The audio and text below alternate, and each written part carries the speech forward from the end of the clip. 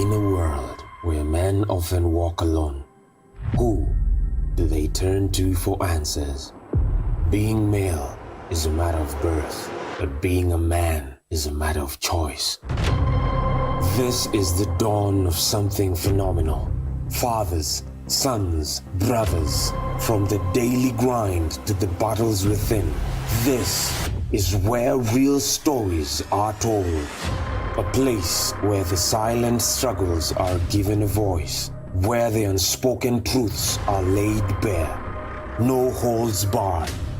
Brace yourself. This is Men on Record. It's more than just talk. It's a man thing. 2025. It's the Friday, the last Friday of this month of November. Thankful to God for his goodness and his faithfulness upon our lives. And yes, this is Men on Record, and we are live on Hope FM, the station where you listen and live, Hope TV, where you look and you live, and also across all our social media platforms. And yes, we are appreciating each and every one of you as you are tuning in to this particular episode from wherever that you are tuned in from. We don't take it for granted. We really appreciate you for that company. And yes, we can promise you that we will have an amazing, amazing time as we discuss matters that are affecting men, matters that are affecting boys as well. And talking of tonight's episode, the topic we are discussing is how to build identity in boys. Such an important conversation, especially for such a time as this, such a season as that we are in as well. And we will be talking some more about the same. And so, karibu sana to the show. My name is Gichuru, and it is a joy to have you join us. And so, be interacting with us, keep us company, interact and engage with us on all the social media platforms. On my far left, I have my co-host for the evening. Good evening. Good evening, Gigi. How are you? Cheki baba. Nipo bwana. Pampigo tena. How are you? Fine, thank you. Good to see you. A pleasure is all mine. You are well? I am doing well. Wiki The Lord imekuwaje? is faithful. Amen. Wiki imekuwa nzuri sana. And I've seen and I just I appreciate to be here tonight because we want to handle matters that are, concern men. True. Because it's a man thing. Yes, it is a man thing. Yeah. Awesome. It's Good to been see you an and karibu sana. awesome week. Awesome. Yeah. And I know maybe you will touch on some of the things that you have enjoyed as a man. Absolutely. It's an election season for our country in some regions. Yeah. So we've had the new leaders in different constituencies, wards, counties. Yeah. And it's such a defining moment as well for our political landscape in the country. All right. Yeah. Asante sana and karibu sana. And on to our next person who is our facilitator. I don't know where do we even start because it's been, as they usually say, it's been a minute. Absolutely. Now, this one I don't know, but anyway, it's been a minute. And so our facilitator is joining us tonight. And what a pleasure, what a joy to be having Rev Jesse Mwai, the senior pastor, Sitam Valley Road, joining us for tonight's episode of Men on Record. Rev, it's karibu great sana. to be here. Yeah, asante sana. Hi. It's good to be with you guys. It's good to have you back. It's been a while. It's been a while. It's been a minute. Yeah, it's been a very, very hectic year. Very, very hectic. Yeah. I mean, I just found myself with so many things to do, ministry all over the place, traveling, moving around and stuff. The demands just became quite overwhelming. Yeah. But tonight I'm happy and I'm glad that God availed this opportunity for me to be here. And it's good to have you back. Yeah. And looking forward to an amazing, amazing conversation that we are having tonight. Yeah. And we are talking about building identity in boys. But while you are away, Rev Jesse. Yes. We got a new co-host. Yes. And so I know you're meeting him for the very first time on Men on Record. Yes. And it's a joy that we now have Frank joining us as our co-host. Yes. And Frank, meet Rev Jesse, who is our facilitator right here on Men on Record. Definitely. And so I believe that we will form a formidable team. We will be there. Not that we are perfect. Yes. Not that we know everything. Not really. No. We are just here being used as vessels of the Lord. Exactly. So that we can be able to reach as many men as possible. Right. Absolutely.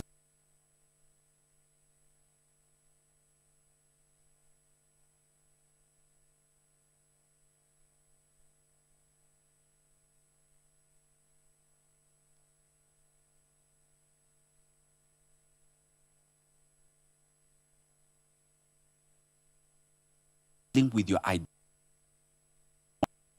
We're going to be tackling where we handle issues about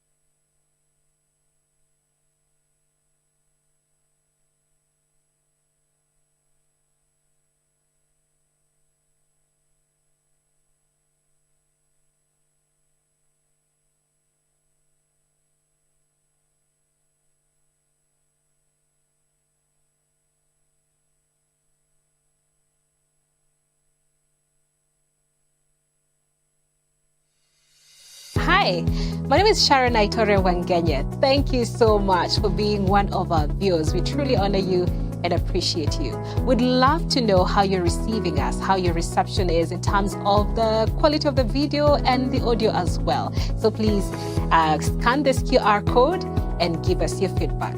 Thank you and God bless you.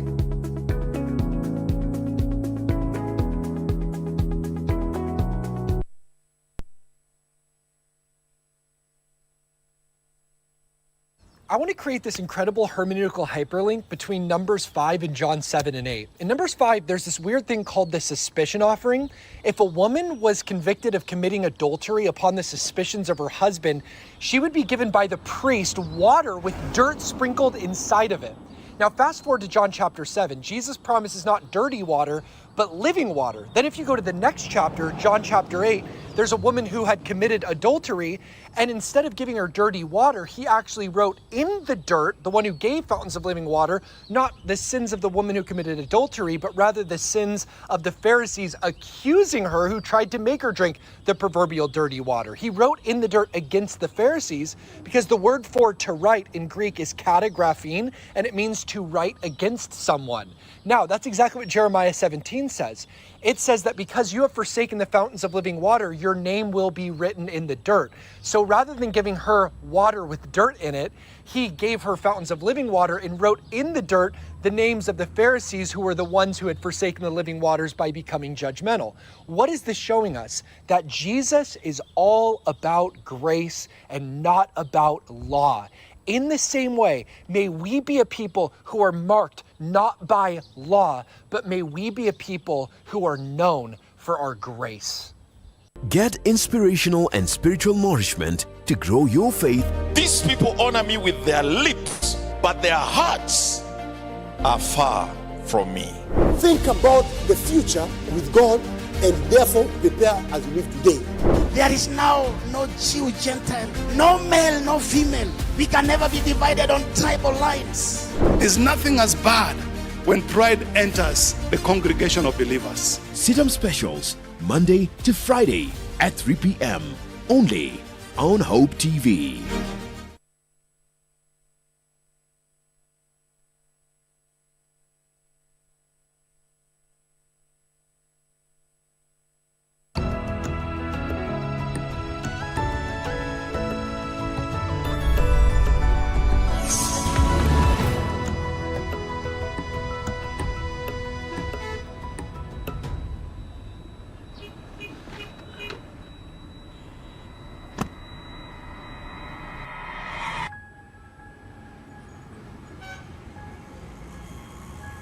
Speaking so is the promise of a hand that reaches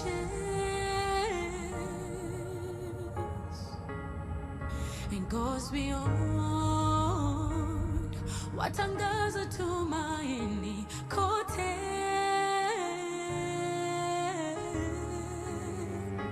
I'm forever grateful.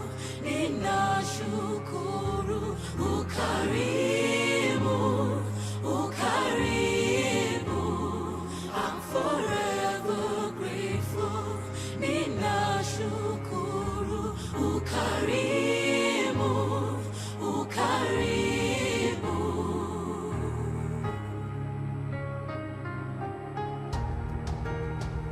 Rafiki soul is a promise of a hand that reaches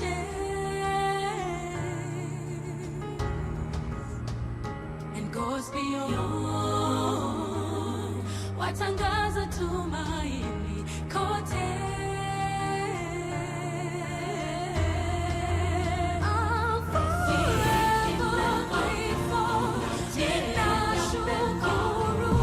Ukarimu, ukarimu.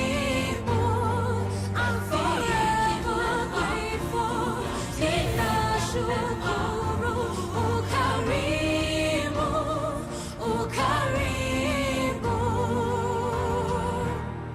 Rafiki mso.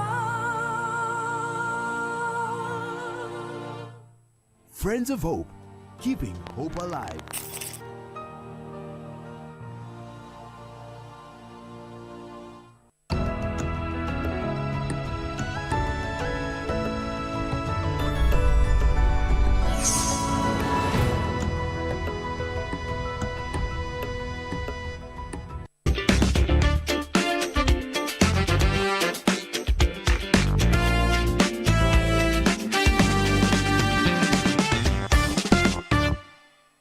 And yes, welcome back. Apologies for that, but we are back across all the platforms, Hope FM, Hope TV, and across our social media platforms as well. And tonight we are talking about building identity in boys. That is what we are discussing this evening. And I like the question that you had posed in as far as at what age, did you find your identity? Are you struggling as well with your identity? And those are some of the questions that we will be discussing and trying to find answers to this evening. Yes. Finding that identity. Yeah. And especially when it comes now to, being a boy is critical. Yeah. And for some of us, let me say that generally, we delay at times in as far as getting that identity. And some of the reasons was because of the background, upbringing, and all. But how important is it, Rev, in terms of building this identity for this boy from a very, should I say tender age? Or I think the good question I should pose as we start off our conversation is, at what age should one start building the identity of this boy? Or even what is it? Or even what? Yeah, I think it's good for us maybe to actually begin there. What does it mean to be male? What does it mean to be masculinity? What is that all about? Is it just a concept we talk about? But I think masculinity, of course, you can look at it from many different angles.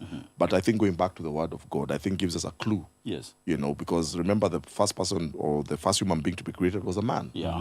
So the first thing you notice is the priority of manhood, which to me suggests some form of leadership, that men were created to lead. They have priority.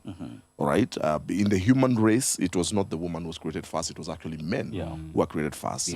And even later, when woman was created, the man had already been given a certain position, and certain responsibilities. So a man is supposed to be a leader, a leader of society, and that leadership, of course, begins in the home. So from a very early stage, I think that is something that you actually should be nurtured from a very, very early stage. But again, also, masculinity means a provider. Yes. Okay. All right? So leadership comes with the responsibility. You're supposed to be a provider. A provider for your family, a provider for society. You're supposed to be a protector. All right? Okay. You're supposed to protect and overprotection for your loved ones and even for society, by the way. Yes. All right? You're supposed to be a visionary. And that of course goes back to leadership. Yes. You should be a visionary as a man. All right? You should be a cultivator. Okay. All right? In terms of that whatever you find, you're supposed to live it better than you found it. That's what a man is supposed to be. He's supposed to be a cultivator, somebody who brings out the best in everything he touches. Okay. So if some people encounter you as a man, they should leave you, or they should leave your presence better off than you found them. Okay. So we are not takers. We are supposed to be multipliers. We are supposed to add value addition. Yeah. That's what a man is. And we can go on and on, but that's what really a man is supposed to be. And of course, a man is supposed to be in relationship with God. Yes. Because remember the Garden of Eden, for man to actually operate optimally, he must be in relationship with God. And as long as Adam was in that perfect relationship with his God, his creator. He was operating optimally. Yeah. He, whether intellectually, physically, in every way. Yeah. You know, remember God would even brought all the animals for him to name. Yeah. And man would actually name all these animals, all these species of animals, and not even repeating himself. Yes. Because, I mean, he was operating optimally. Yeah. And that's why even God told him that when he created him, put in that garden, he gave him an order Yes. to dominate, to have dominion, and to rule over the fish of the sea, the birds in there. In other words, over all creation, God created the creation for the sake of man. Yes. So you see, dominate, make the best out of it. Puts him in the garden, gives him a responsibility, tells him, in this garden, I want you to tend the garden, take care of it, all right? Make it even better. Yes. Remember, this garden was already perfect Yeah. because it's God, the sin had not come in. Yes. But then, yet, man is still given the responsibility to ensure that he actually takes care of it. Yeah. So you also find responsibility. A man is supposed to be responsible. He's supposed to work. Yeah. You know, a man who can't work is an anomaly, by the way. All right. Yeah. So now all these characteristics are inherent in man. Yes. They are already inside. When a boy is conceived, he's conceived with all these qualities already inherent in them. Yeah. So our responsibility, a father's responsibility, and the rest of society, Yes. when this boy finally comes into the world and is born into this world, our responsibility is to bring out this manhood that is already there.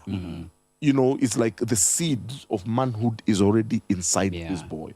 So ours is to ensure that that seed grows and germinates. We are supposed to put that boy in the right environment, water that particular seed that this boy has, and help him now to germinate and become his best. Yes.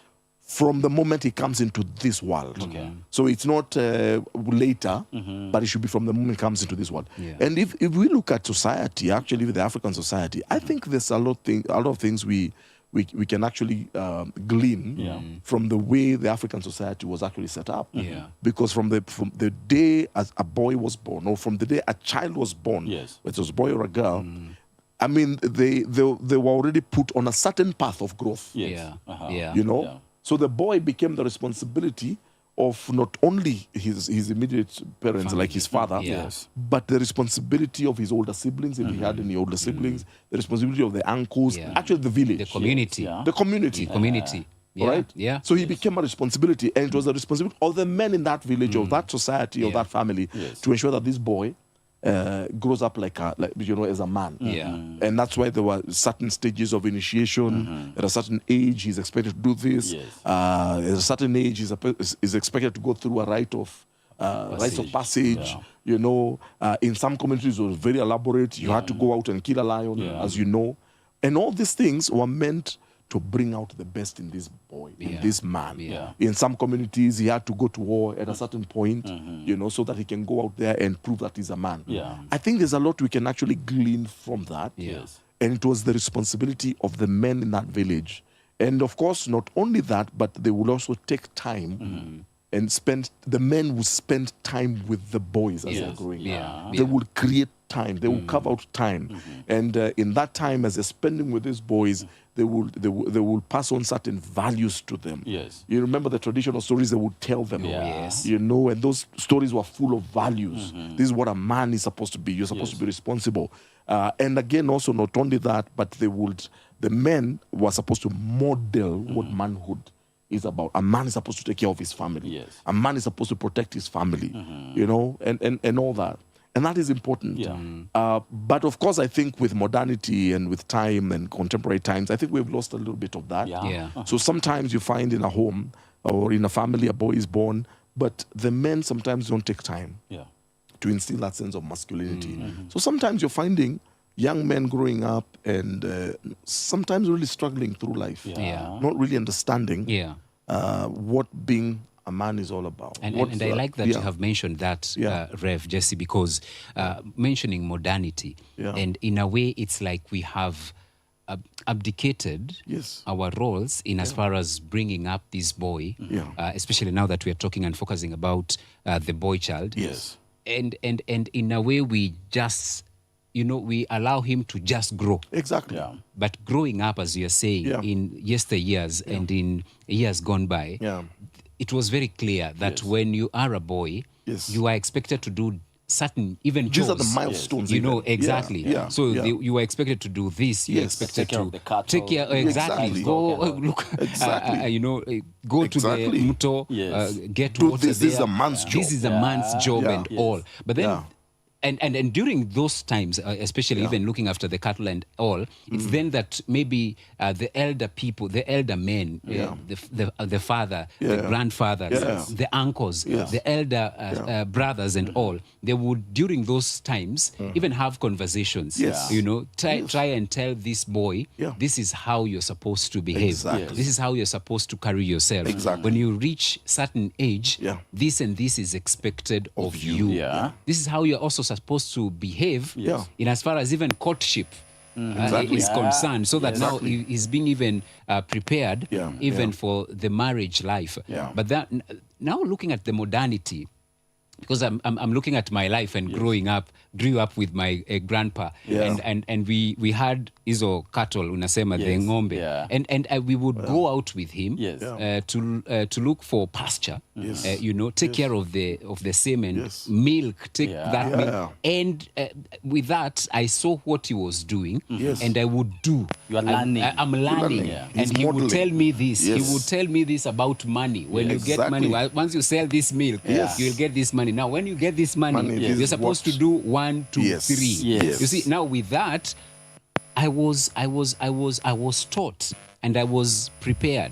But then again, we are now looking at it in the modern times, where now things have changed.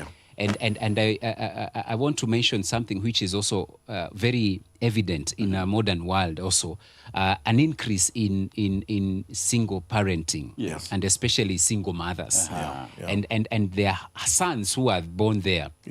And so they don't have a male figure in their lives. How important is it for this mother? Because now I'm trying to help also now this mother, and by extension helping this son, so that he grows with a male figure in his life, being taught of certain things, because nurture and nature will bring up this child. All right. So how do we then help this mom to ensure that the son grows holistically? I think before Rev comes in, there is, I remember back in the days, during our times, I'm not so old, but I can't remember vividly.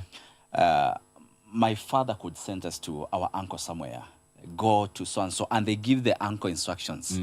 There's some things I cannot outrightly mention, but please handle this and this. Show him how to do this. You find that during those times, even the uncle teaches you, ng'ombe akifika mahali, this is how the cow is behaving. Get these herbs and just apply it. He teaches you what to do. So you find that they also tell you about how to interact with just young girls. They teach you. So touching on your question, I feel for such a person, there are uncles somewhere that can come in, play. You can refer your children to such uncles, so that I think many things have changed lately. People do not really, I don't know if my school of thought would sound similar to yours. Lately, people do not really visit the uncle, do not really treasure. Do go there, just stay there for some time, just to get some values when it comes to being a man. So I think that's one of the ways this single mother can take advantage of the uncles or the the male figures in her circle, just to instill some values, male values in the young boy.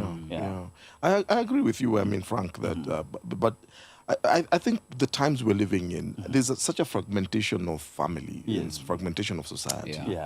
We no longer grow up, or we no longer interact as families as closely as we used to. I mean, growing up, family was so critical, so important that we attended, like if somebody died in the family, everybody was expecting. Wherever you are, you came home. If there was a wedding involved, everybody came home. If your grandfather summoned the family, people stopped whatever they were doing and they would come. Christmas was a time for families to actually come together. So there was a lot of connection. There was a lot of connection. So you grew up knowing this is my cousin, that's my uncle, that's my auntie right there. And that is why it was then easy for your dad, you know, to actually say, hey, son, you know, I want to send you to Uncle so-and-so. Go and spend a week with him. Go and spend 2 days with him. And your uncle, you know, will gladly accept to host you. And while you're there, you know, he has an assignment. All right, he has an assignment. Hey, I need to talk to my son about this, or I need to teach my son this. And that was really beautiful. But I think that's something we have lost, I think, over time. I mean, just generally speaking, there are some families that are still very tight, you know, but I think generally there's that fragmentation. So for this single parent or this single mother, that is becoming more and more difficult these days. If you talk to many of them, it's becoming more and more difficult for them sometimes to find that male figure. You know? So you find that this single mother and raising sons, and she has to really put in all the work herself. You know, because sometimes, and then again, you know, there's also the stigma sometimes that accompanies when you're a single parent. You know, and sometimes nobody wants to touch you. Nobody wants to touch your children because you know, I mean, this person, why are you a single parent and all those kind of things. So sometimes it becomes a little bit difficult, and sometimes I feel for those single parents, those single mothers. Although there are also those who have been successful. That yes, although I'm a single mother, but I have managed to get a male role model, you know, for my son as he's growing up. Maybe it's an uncle, somebody close in the family, maybe a brother, maybe my brother who is an uncle now to my child, and my brother has accepted that responsibility. But again, also the other challenge is that a lot of times as men, we now in our time rarely have time for our own sons. True. You get? So if I have maybe somebody in the family, a single mother who is raising a son now, and maybe I have my own sons, I rarely even have time for my own sons. So now this one comes and starts telling me, can I add mine to your list? To your kids. And I'm thinking, no. Because we also become a more individualistic. We will become a very individualistic kind of a society. So we don't even look at that as a priority anymore. All right? And then today again, fathers are spending less and less time with their children, not only the boys, but also the girls. We are hardly there because we are busy chasing money in the bag. I mean, we are busy trying to make ends meet. And there's this thing in us, because most of us grew up with lack, with poverty. We didn't come from wealth. So many of us, that determination of coming out of poverty really pushes us as men, which is a good thing, definitely. Because really, I don't want my children to grow up maybe with the kind of lack that I grew up in. So God blesses us. But what we do is that now we have this quest to provide for our children what we didn't get, materially speaking. But what happens is, in the process of doing that and we are working hard, we forget to give to them what we also got. Which was more valuable. Which is more valuable. So we forget. So sometimes you're giving them everything they need. Great education. Take them to the best schools. You buy them all the things, all the gadgets that they need. By the time these kids are finishing high school, some of them even already, you're buying for them vehicles and stuff and taking them to the best university, and then which is great. I wish I also had that when I was growing up. But the problem is you're not spending time with them. You're not teaching them virtues of manhood. You're not teaching them what it means to be a man. So they have everything, great education, first class, maybe degrees and stuff, but something is missing. So they're growing up not understanding who they really are. They're growing up the value system has not really been developed. Some of them don't even have the values of a work ethic, you know, how to take care of a wife. You know, how to take care of the household. You know, those very, very basic things. Basic things. So some of them you find, they have all the education. But when it comes to now those other things that at the end of the day in life really matter, it's a problem.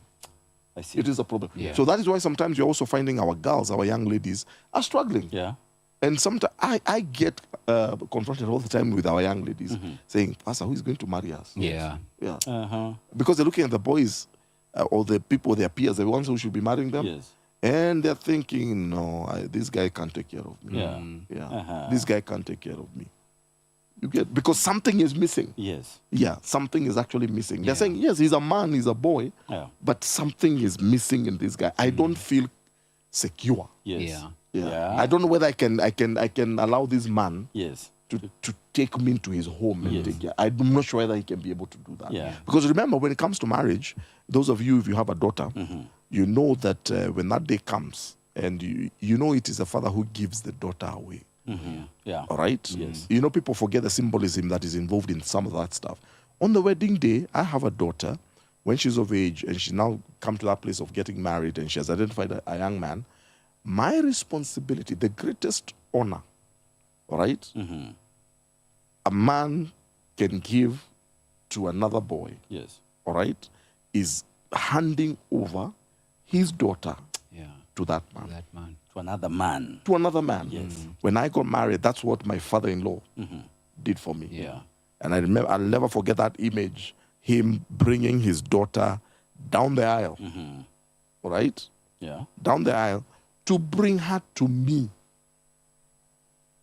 You get? Yeah. That's the greatest honor any man can actually receive. And I'm handing over the He's responsibility. saying, I have raised this child, Yes. this girl of mine, this my daughter, who I love dearly. I am handing her over to you. Yes. All right? To become your wife, not your maid, to become your wife. I expect you will take care of her. Yeah. All right? She will give you children, but I expect that you will take care of her. Yes. Now that's huge.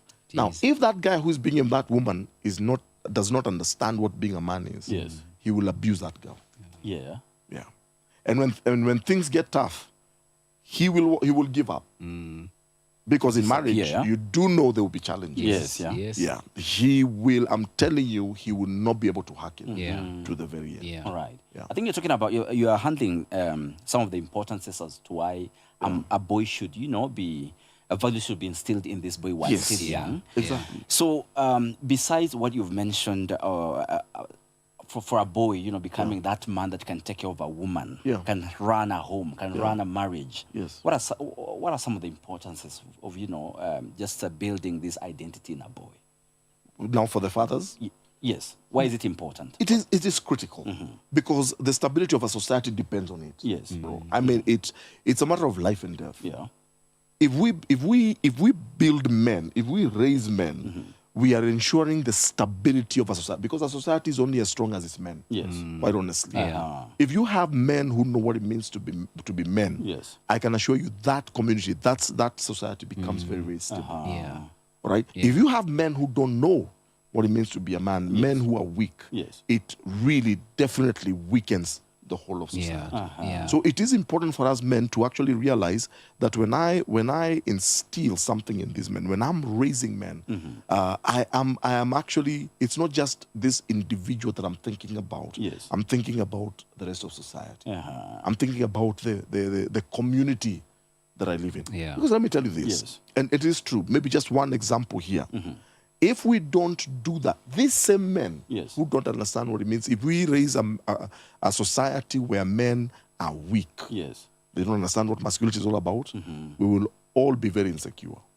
I can assure, because these are the same men who will come and rape our girls. Yeah. And they have to raise some other men in future. So you wonder what the outcome exactly. was. Yeah. These are the same men who will come to your home and steal from you. These are the same guys who will come and stick a gun to your head and shoot you just to get your wallet or even your mobile phone. If we don't do that, they don't want to work. Because they don't want to work, because we have failed to raise them. Yeah. We've not taught them the hunting. We have not taught them. And usually they say that, men, because boys are naturally aggressive, right? Naturally, there's a seed of aggression in a man. But you see, that seed of aggression needs to be channeled in the right direction. Yes. So that aggression is not aggression against other people, but is an aggression to work hard, is an aggression to make it, is an aggression to lead. In other words, it can be channeled in the right direction. Yes. If it is not channeled in the right direction, what happens is that aggression will come out in very negative forms. Okay. That is why they say in our time, especially in the last maybe 2 or 3 decades, they say violent crimes especially among boys, the ones that are perpetrated by young men, you notice that the age of those perpetrators has been getting lower and lower and lower and lower. So today you have, and you've seen it even in the West, you have even kids who are less than 10 years of age who can be able to handle a gun or a knife and will come and stick it to your face just to rob you. These are boys, my friend. You get, because there's a certain aggression in them, they don't know where to channel it. You get, but you see, when maybe in traditional societies, that was never heard of. Why? You find the crime rates then were much, much lower. I'm not saying they were not there, but they were much lower. Because then these boys were taught, they had been modeled, this is how you channel your energy. This is how you channel it. This aggression that is on the inside, this thing inside of you, this is how you channel it. Go to the shamba and pick or whatever and dig. All right, this is how you channel it. Go to the football field and play soccer against other boys. This aggression of yours, go to, in other communities, go out there and kill a lion. All right, you want to be a man, you're feeling you're strong, go and kill a lion, bring it to me. You understand? This aggression, go out there and do some hunting. You get? So these men were taught, oh, this aggression is supposed to be for good reasons. It's supposed to be channeled positively. If you don't do that, the aggression will still be there, but then it becomes negative.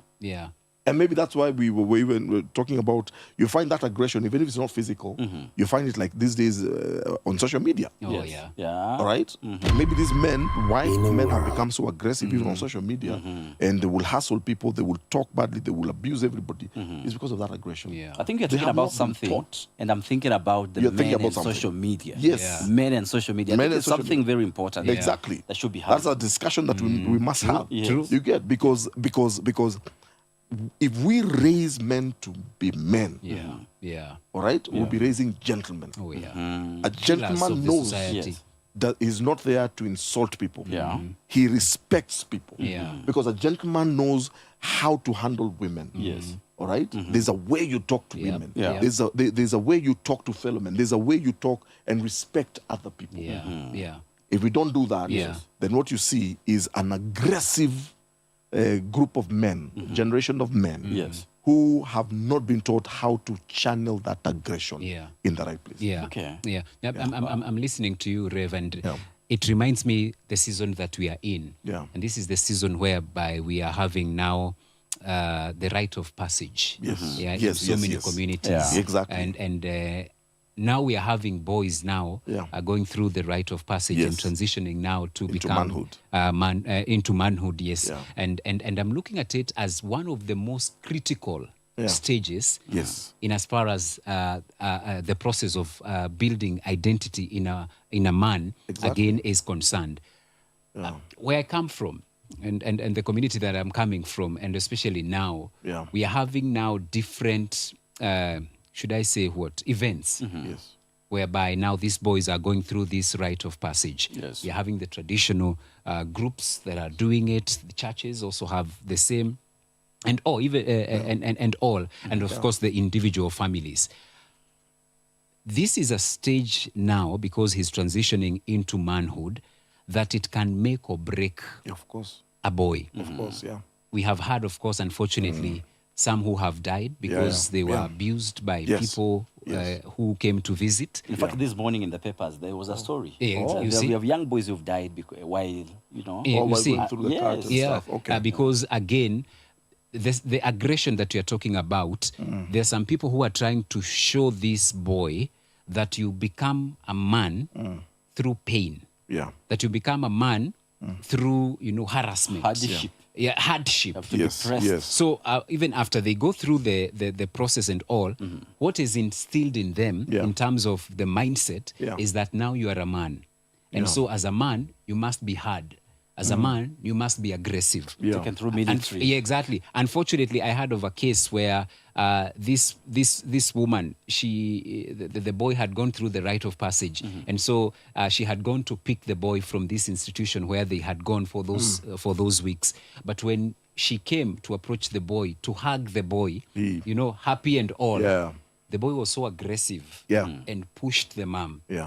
And so she was like, what have I done? What has happened? And the boy responded and told her, I've been told it is not right for a man to hug a woman. The mom just shed tears. Because what is that now that we are building? We are stripping this man of his emotions, that he cannot express himself, that he cannot, show his emotions. And I remember there is a topic we had right here about men and expressing the rightful, the right emotions for different events. And so I'm looking at it in that, how do we, and especially fathers and even mothers, because again, we may not have this father in the life of this young man. How do we ensure that this boy is not corrupted? Because the same, just to add on that before I response, in some cultures, they are taught that you are now a man. Go test your ability. Oh, yes. You see? I have heard that. Yeah. Yes. Go now test. You are now good. No, yes. You are now a man. Go and find Do a it. girl. Find a girl. Let's be honest, guys. That is a corruption of what used to be. All right? Yeah. In tradition, I think the African tradition was very beautiful. Yeah. Some of these other things were introduced later. Quite honestly, if you really dig into the past, that thing of go and test your manhood with girls out there, and they would actually be very aggressive and even sometimes even sexually assault girls. Yes. That was not.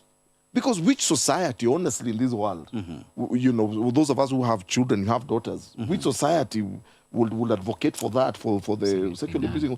I mean, that's sick. I mean, that's not right. Yeah. And again, even that like now, that mother you mentioned, who the son has gone through this rite of passage, and then now is like he's been taught all these other crazy stuff, or you're a man, you're not supposed to show affection and stuff. Yes. Again, that's a corruption. Believe me, that's not the way it is supposed to be. No. A man is not emotionless. No. Yes.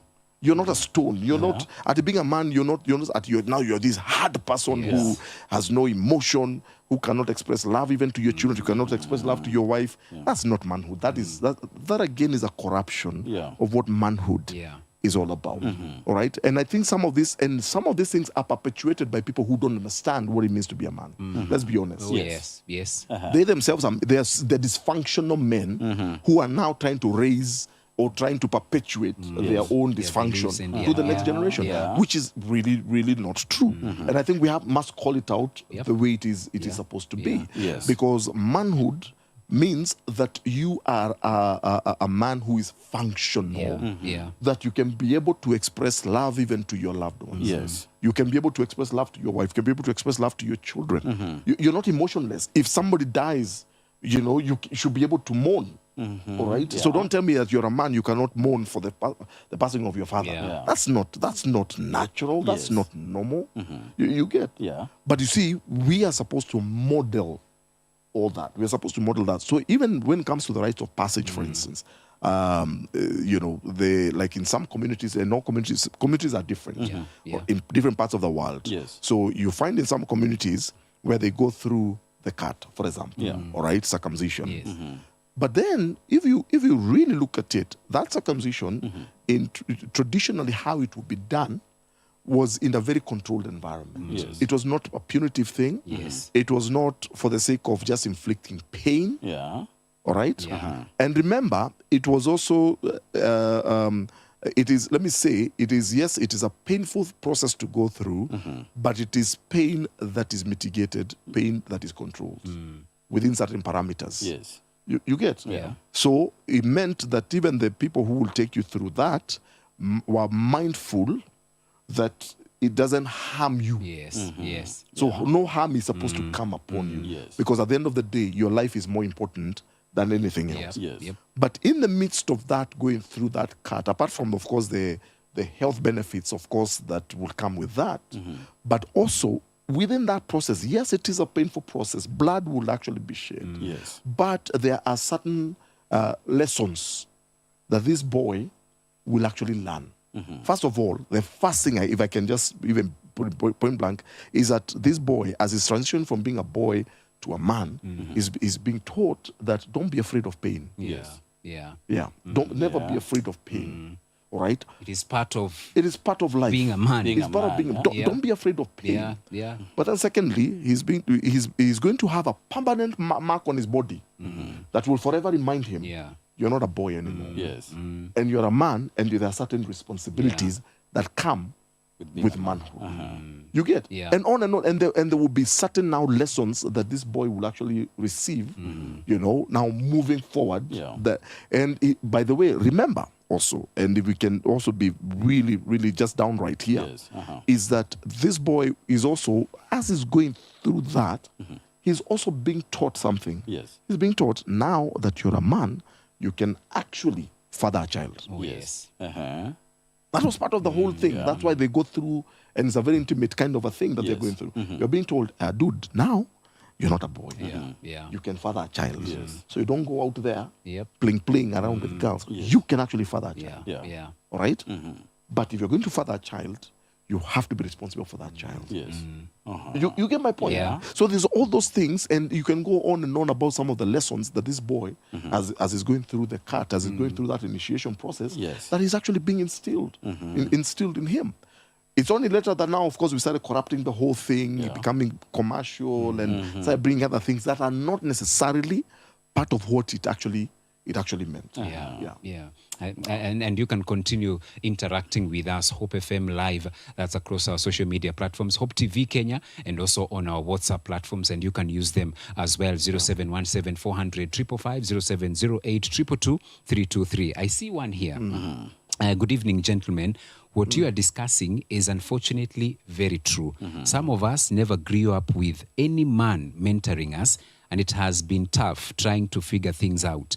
The other challenge has been we have been taught to give, but not how to receive nor ask for help. And that has made it hard for me to ask for help, but have been learning it slowly by intentionally switching to your program every Friday and also plugging into spaces where I hear people talking about manhood. That's great.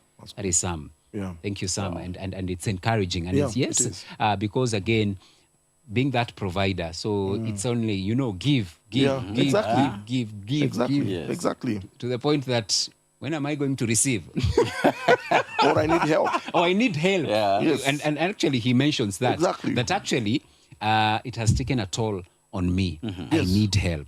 But then again, because of that which we were taught, that being the man, you should do anything and everything. Exactly. You must provide. And so we are not ready even to ask for assistance. But also I like what he says, that intentionally switching to programs like Men on Record and plugging into other spaces whereby we are talking to people about manhood. There is also another one who says, greetings, brothers.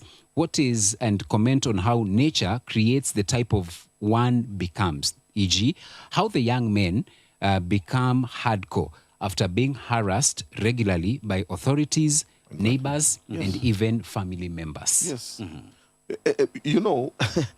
I think it is innate in us as men.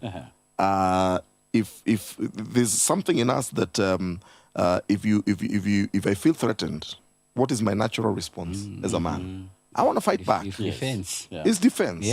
So I can understand that question, that sometimes when these men don't have a male role model, nobody loves them, nobody models anything for them, nobody has any interest in them. And all they do is experience harassment, all they do is experience hostility. And all you know what usually happens a lot of times? One of two things happen. Either that boy or those young men become so subdued and so broken, right? They can't stand up for themselves. The other extreme end is that they become aggressive. Because for them, they're always on fight mode. And I think you've seen that, like especially boys out who maybe don't have a home, out in the streets and everything. And sometimes my heart goes out to them. They are used to fighting. Any trigger. War, they can even just look at you and they feel threatened. And the next thing is they actually want to fight. They don't know how to ask. They only know how to take. Because nobody has ever given them anything. Nobody pays attention to them. They don't know how to they believe that they are not loved, they are not lovable. And they believe, as long as I'm in this world, I'm on my own. And in this world is rough. So if I'm going to even get food to eat, I have to I have to take it aggressively. Yeah. Yes. So you can understand, and you can see how that actually works out in their lives. All right? Yeah. And they don't know any other language. They now begin knowing just the language of violence. Yes. You know? And that's why I was saying earlier, some of them will kill you for 100 shillings. Yeah. They will kill you. They will take a knife. Why? Because, and the reason why they're doing that, it's not so much because they're so wicked and evil, but it's because of what society has brought out in them. These kids have not been loved, and nobody has taken time. Let me tell you about men. Men, masculinity, men need men. Yes. A man needs to be loved by another man. You understand? Yes. That is why our fathers become very important. Yeah. As a man, I'm grateful to God because I had a good father. All right, he's late now. Yeah. But I'm grateful for my dad because my dad loved me. All right, he had no problem loving me as a man, and I needed that love, the love of a father, because it is that love of a father that now gives me my identity. As a man, I know I'm accepted as a man. I know I am complete as a man because of that love. That love becomes, and the love of a father is so critical because if you don't live it, it can leave you limping for a long time in life. So, and unfortunately, that is what is lacking. You know that fathers, we are not there to give to these sons, to affirm them. To affirm them. Validate them. Exactly. Teach them. Those are the words actually: affirm, validate, teach, train, and model. Exactly. Because you know, to your son, you are the biggest role model. Of course, the dad. Of course, you know, I can see. I can see. The child can see. And they can listen to you. And usually I say it's better for my son or my children even to get to know some things from me as opposed to the world. Because out there, it's rough. It's rough. It's brutal. It's brutal. You know, it's carelessness. Yes. Exactly. But when I'm talking to them concerning various topics, as I warn them, you know, I'm doing so with lots of love, lots of compassion, you know, with a lot of consideration as well. And they will believe me. I'm their father, so they know, Daddy ameona mengi. And Daddy wants the very best for me. And so whatever he's saying is for our own good. And so we cannot belabor the importance of a father in the life of a child. And I'm looking at it before you come in, Frank, in terms of also this father. You're telling this son to later in life be a father, but you have not in any way prepared him for that. And so it becomes very hard because he's empty. He's starting from a point, you know, it's like a car. Iko empty. And the light is, you know, blinking there and you are like, what will happen? And so it is important for us as fathers to be present. You have very to. true. And especially to our sons because as we have said, the modernity and all, even the caliber of children that we are now raising, you know, tunawaita mayai because they are very fragile. They're too fragile. Because of maybe the upbringing and also the counsel that we are offering. That's right. Yes. That's right. I think that even speaks to maybe there is a single mother out there. Maybe the father is still alive. It's very important just to allow access. Oh, yes. So that the father can also instill values. Exactly. In their son. So there is Sir David saying here that male meetings should be done from villages, church organizations, and workplaces to discuss the challenges and achievements in male gender.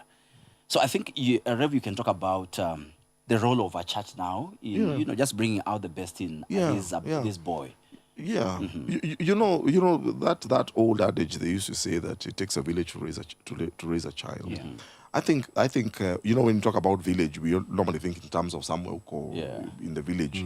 But you know, the church is a village of sorts. That's true. It's a village of sorts because every time you bring people together, that can constitute a certain village. So I always throw out this challenge to us, even as a church, the boys in our midst. What are we doing for them? You know, so that I'm not just concerned, and again, also remember these contemporary times, because the nuclear family has just been narrowed down to father, mother, and children. And we really don't, a lot of times, we don't really mind about other people's children.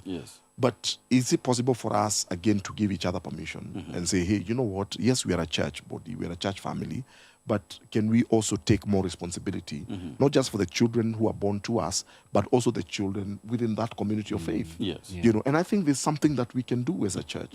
Not just a lot of times when people also talk about the church, they think about the clergy. Not just the clergy, but us collectively, you know, coming together. For me as a clergy, for me as a pastor, I am doing my bit, and that's why, like I keep mentioning that that I do the men's altar, for instance. That's part of my contribution. I say, you know what?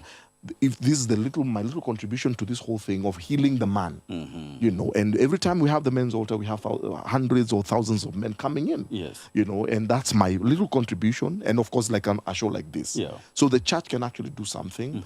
But again, also it has to, apart from the church, you've mentioned other places like even the family, you know. I mean, every institution, every time you have people coming together as a community, I think we can always have an agenda, you know, to be able to contribute together, to work together, shoulder by shoulder, to ensure that we are raising sons. Families can actually also come together. Different families can come together and say, hey, you have 2 boys, you have 1 boy, I have 3 boys. Guys, we are all of the same age. Can we collaborate? Let's start a conversation. Let's every now and then, these fathers in this maybe group, you know what, we're going for a weekend with our sons. Sons only. And in that time when we are away with them, we're just going to talk to them, we're going to model them, we're going to just instill manhood in them. Great. Awesome. Thank you. Thank you for that.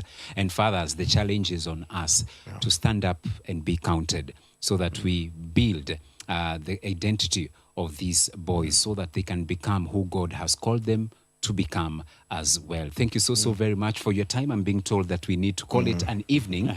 But of course, before we leave, just to remind you that also you can catch a repeat of tonight's episode on Saturday. That is tomorrow at 6 p.m. on Hope TV. And also you can share the link with the man who has missed tonight's episode as well.